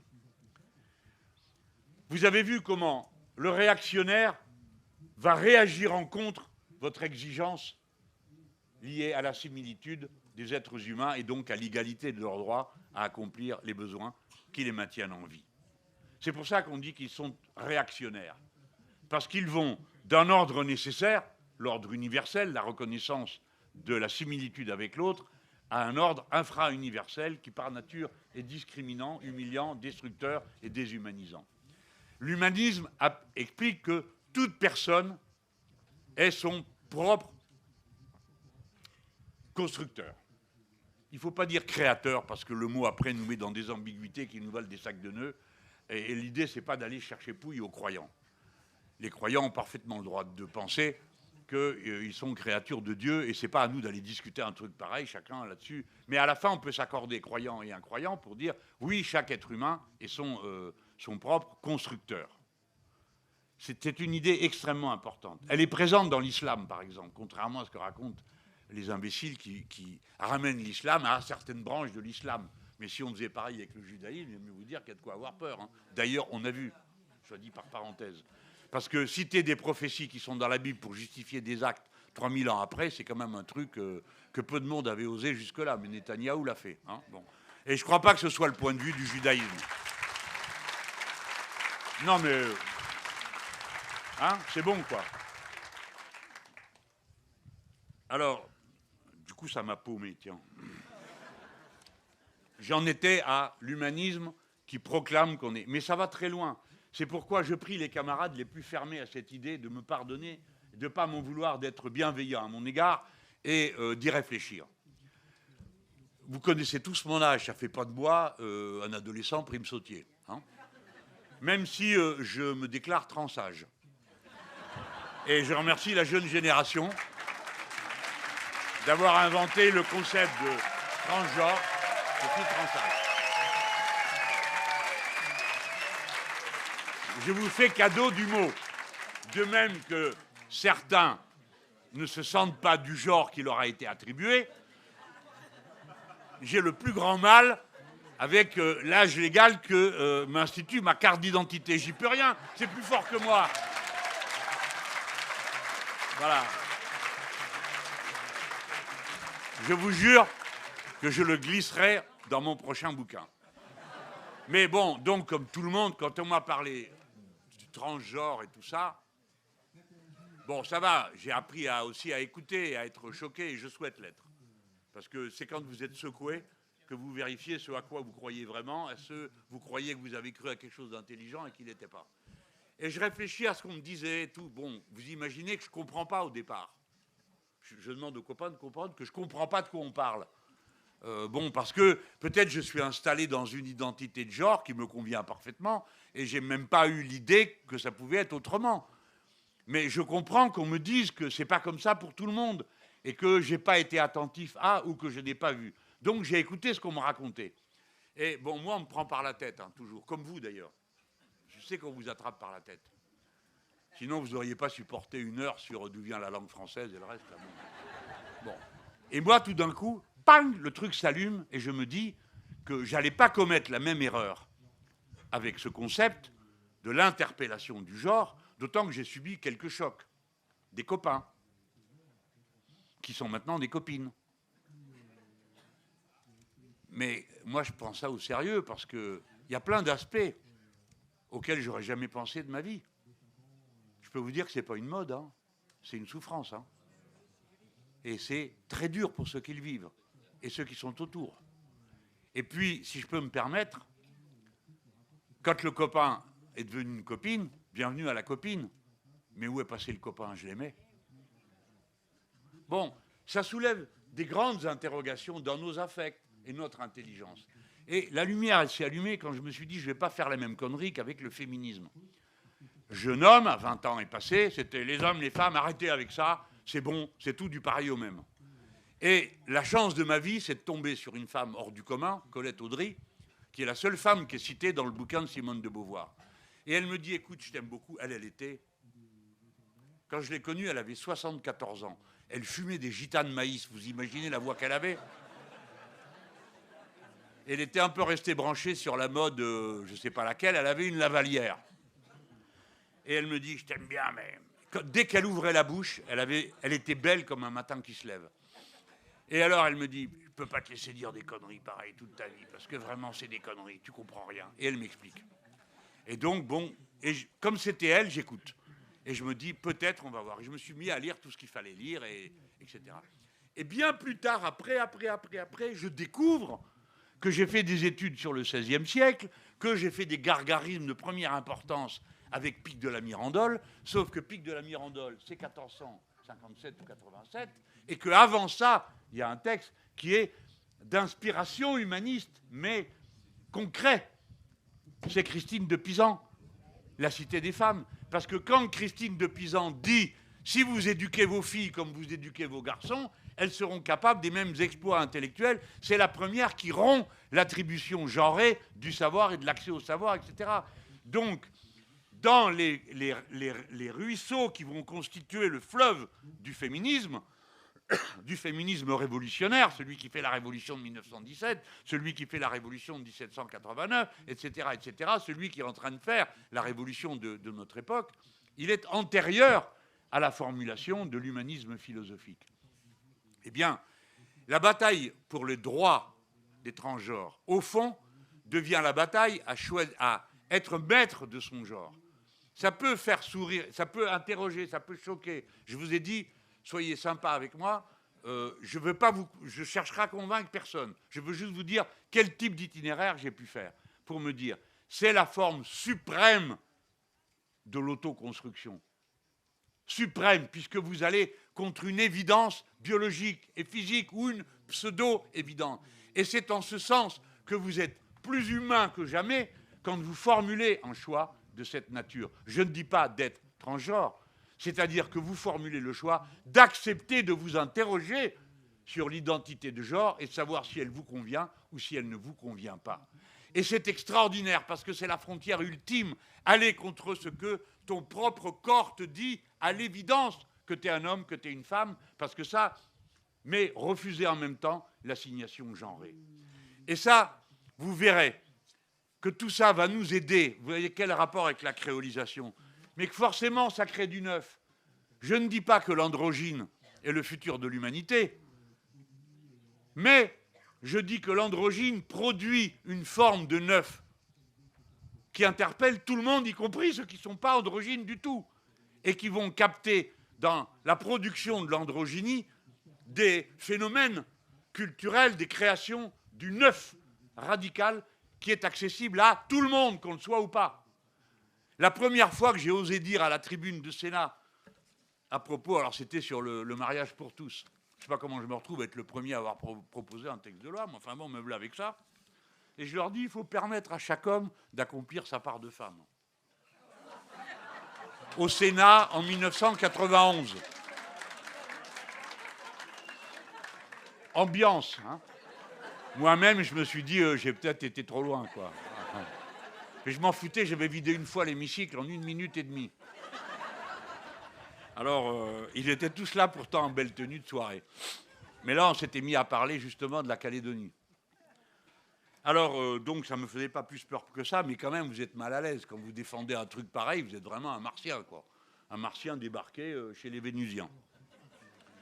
Alors, vous comprenez que le processus de créolisation, à mesure que vous avancez dedans, vous vous apercevez qu'il peut s'étendre à toutes sortes de circonstances et qu'il va vous permettre de désigner un processus culturel sans rien faire intervenir de biologique, de contraintes, de mode. Vous allez être dans quelque chose qui vous permet de rétablir la centralité du fait culturel dans la dimension. Nous sommes des êtres sociaux que parce que nous sommes. Alors, c'est un marxiste qui vous parle, hein.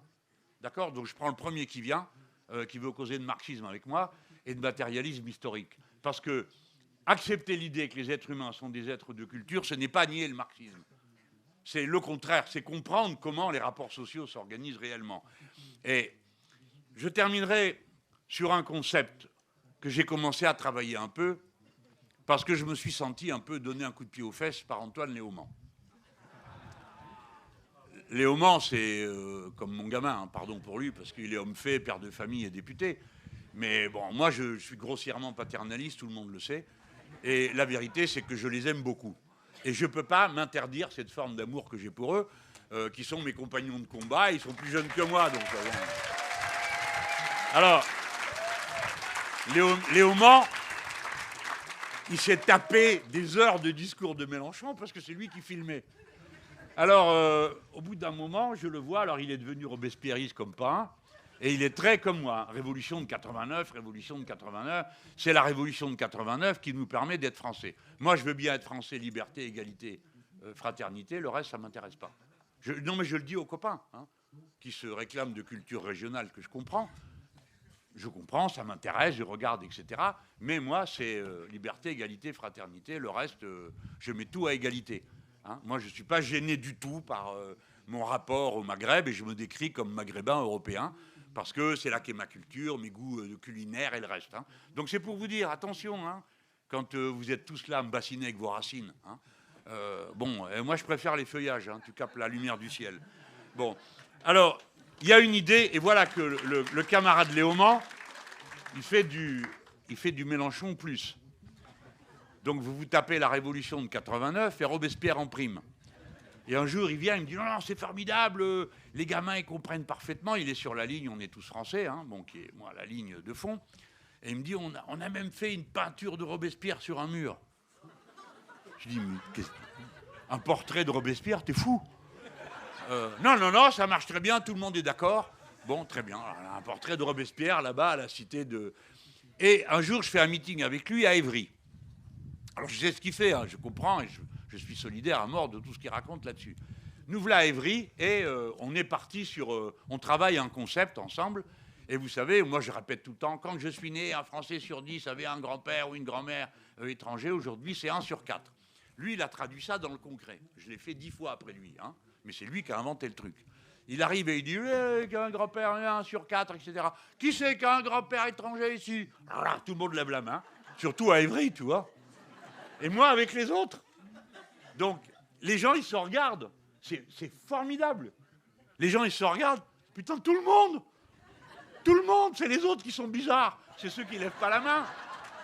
Alors, oui, mais les camarades, là, les plus anciens, hein, ben ça, c'est de l'éducation populaire, non? Tout d'un coup, et les différences, c'est plus les mêmes. Parce que c'est plus, on dit plus un homme de couleur, parce que ça sous-entend que celui qui n'a pas de couleur, c'est le blanc. Là, c'est pareil, celui qui n'a pas d'étranger dans sa famille, c'est lui qui est bizarre. Comment ça se fait? Mais où vous étiez? Et ainsi de suite, bon, tu vois. Bon, je plaisante, mais c'est magique. En un instant, ça se fait. Alors, lui, comme il est vraiment gonflé, il continue et il dit, alors ici, nous, on est nés ici, hein, et on ne va pas s'en aller, parce que la trouille qu'on a, et que moi j'ai raconté en blaguant dans mes meetings, vous m'avez entendu le faire, hein, j'ai dit, pitié, partez pas, ne nous laissez pas avec les autres. Bon, alors, et je vous jure que j'étais totalement sincère quand je disais ça. Parce que moi, j'ai déjà vécu ça une fois, hein. D'accord, en 1962, j'ai déjà été un Crouille, un Melon, un Pinson et compagnie, hein, et un Bicot. Donc j'ai une idée de ce que c'est que les autres. Hein. Je ne dis pas tous les autres, mais une partie d'entre eux, ils sont gratinés. Hein. Bon. Donc, ça fait venir le concept de... Il dit, Madame Le Pen, maintenant, ça suffit, on est né ici, etc. Ici, on est chez nous. Ah, qu'on est chez nous, tout le monde, ouais. Évidemment, après avoir levé la main, et il dit, allez, on le crie, on est chez nous, on est chez nous. Et t'as toute la salle qui se met à crier, on est chez nous, et un bonheur à l'état pur. C'est du bonheur liquide, c'est dans l'air, c'est partout. C'est incroyable. Et moi, je vous jure, j'en ai les larmes aux yeux. C'est le rêve de ma vie, ça. Hein? Et il faut qu'on enseigne à nos gamins, ce pays est à nous tous, et vous n'allez pas le laisser aux autres. On n'est pas en contrebande. Calmez-vous, voilà la suite. Alors, Léaumont, le voilà partout en train de vendre ses petites cocardes et de les distribuer. Alors on a dit que les députés devaient mettre des cocardes pour qu'on les repère et que vous puissiez les emmerder, pas toujours les mêmes. Vous les prenez un par un, comment ça se fait que tu sais pas si et pourquoi tu t'es pas intéressé à ça? Déjà, je vois que la consigne, ça marche très fort dans la maison, il n'y en a pas un qui a foutu une cocarde de ceux que je vois en face de moi. Alors, vous savez, pourtant, je suis un tyran, hein, vous le savez. Hein. Et glisse un tel qui demande l'anonymat. Parce que j'ai une telle peur d'avoir affaire à moi que, bon, bref. Et c'est comme ça que je me suis senti poussé dans le dos à revenir sur une intuition que j'ai depuis 2012. dans le premier programme, l'Avenir en commun, vous allez trouver dedans le mot Nouvelle-France. Je vous explique pourquoi j'utilise ça. La Nouvelle-France, elle est créole. Les jours où je serai très excité, j'arrêterai pas de le dire. Le reste du temps, c'est pas la peine. C'est de dire la France de la Ve République, puisque c'est elle qu'on met en cause, à travers la Constituante, la 6e. C'est la France de 1958. En 1958, le pays est rural et pas urbain. En 1958, les femmes n'ont pas le droit d'avoir un carnet de chèques. En 1958, les gens sont des immigrés de la première génération qu'on va chercher au bled pour les ramener, pour les payer moins cher. Et là, on est la Nouvelle-France, qui est le résultat du fait que les droits des femmes sont au point où ils sont arrivés, qu'on en est à la 3e génération. Je suis de la 3e génération de l'immigration française. Alors, ma petite fille, et ainsi de suite, hein, c'est la 4e, la 5e et tout le kulchi. Bon, mais même mon vocabulaire dit d'où je viens. Et donc, le concept de Nouvelle-France, c'est qu'il arrête de trier. Il n'y a pas « faisons sa place à la diversité ». Pourquoi tu dis diversité? Pourquoi tu dis diversité? Vas-y, qu'est-ce que tu appelles diversité? Les Noirs et les Arabes? T'as peur de le dire? C'est que ça te fait honte à toi aussi de trier les gens d'après leurs origines. Alors t'inventes un mot qui fait mieux, la diversité. Comme ça, tout le monde est bien caché. Non, nous sommes la Nouvelle-France. Donc on part d'un concept positif. On s'approprie le pays. Et on commence à dire ce pays est à nous. On le met en revendication commune. Et du coup, on va sortir de, à la fois, la différence et un universalisme abstrait. Nous ne demandons pas à être assimilés. Tout ça n'a pas de sens. Assimilé à quoi? Si tu vas en Corse, tu vas être assimilé aux Corses, parce qu'ils ont une identité. Tu vas être assimilé à quoi vous voulez assimiler les gens? Vous ne savez même pas de quoi vous parlez. Il n'y a pas d'autre assimilation possible que le respect de la loi. Parce que la seule communauté qu'on a en commun, c'est la communauté légale. D'où l'importance de la loi, d'où l'importance de ceux qui la font, d'où l'importance de la délibération politique, parce que nous n'avons pas d'autre identité commune que celle que nous nous donnons à travers ce qui est permis et ce qui est interdit. Et nous le faisons par la loi et la délibération. Quand il y a 50 générations, on le faisait sous les ordres de tel ou tel dieu local. Je suis allé à Erevan, comme vous le savez, en Arménie. Il y a une ville qui est là, il y a dedans une pierre, il est marqué dessus, je ne sais plus comment il s'appelle. J'ai construit cette ville sur l'ordre du dieu, je ne sais pas quoi, et vous irez voir sur la stèle, ma seule chose, quelles sont les lois qu'il y a ici. Bon, d'accord? Donc nous raisonnons par la loi et la culture commune et les règles d'interdit. Donc la Nouvelle-France, elle sera ce résultat créole. Alors, je l'ai pas encore, c'est pas encore au point. Hein. J'en glisse un morceau à un endroit, un morceau à un autre, parce qu'il faut qu'on arrive à bien la définir, pas uniquement en faisant valoir le dépassement de l'ethnique. Mais je veux dire aux camarades, pour finir vraiment sur cette question de l'ethnie, rappelez-vous bien d'une chose. La frontière de l'ethnie, c'est toujours le corps des femmes. La frontière de l'ethnie, c'est le corps des femmes. Nos femmes ne font pas des gosses avec les autres. Les femmes des autres, elles peuvent nous faire des gosses. Là, je parle dans le système patriarcal. Et je ne vais pas aller plus loin sur le sujet, mais que personne ne l'oublie. L'ethnicisme et l'identification perpétuelle aux racines nous ramènent toujours aux frontières qu'il y a entre les êtres. Donc, il faut traiter avec les cultures, mais pas avec l'ethnicisme. L'ethnicisme, c'est transformer une ethnie en une ligne politique. Et la deuxième chose dont il faut qu'on se rappelle tout le temps, c'est que dans notre créolisation française, il y a la part romaine. Et la part romaine, c'est la cité. Dans la cité, tout le monde vote. T'arrives, t'es membre de la cité. C'est pas vrai, hein, tout le monde ne votait pas. À Marseille, pour faire le conseil municipal, il disait « mettiez vos noblesses ». Donc si tu appartenais à un métier, tu votais et tu avais tes délégués. Il y a d'autres endroits où ça se passe autrement. Bon. Mais Rome a produit l'esprit républicain. L'idée républicaine, elle est née et renée en Italie, pas en France. Elle est née et renée en Italie. Pourquoi? Parce que l'Italie a l'habitude des cités avec des conseils municipaux, même dominés par les uns ou par les autres, et où on vote. Le vote, ce n'est pas une invention de 1789. C'est une tradition qui est très ancrée. Si vous prenez tout le midi de la France, ça votait partout, dans toutes les villes. Alors un peu, pas tout le monde, etc. Mais donc la cité, aujourd'hui on n'a même plus à discuter cette question. Tout le monde vit en ville. 80% de la population vit en ville ou dans des situations urbaines. Et les ruraux ne sont pas les ruraux des années 50. Ils ne vont pas tous à la chasse, c'est pas vrai, et ils ne sont pas tous paysans, loin de là. Par conséquent, épouser ce que le terrain nous a donné, c'est cette possibilité de nous définir par ce que nous avons de commun, d'universel et d'urbain. C'est une chance qu'on a. Ce n'est pas un poids qui nous pèse sur les épaules. Donc on va continuer à creuser le concept de Nouvelle-France pour l'articuler comme le résultat pour nous de la révolution citoyenne. La révolution citoyenne a pour objet d'avaliser la Nouvelle-France. Et c'est pour ça qu'elle veut faire une nouvelle constitution dans laquelle de nouveaux droits seront définis et de nouveaux interdits seront posés. Voilà comment les choses vont se tenir. J'ai été assez long, je n'ai pas réussi à tenir dans mon heure, ça a dépassé. Merci de votre patience.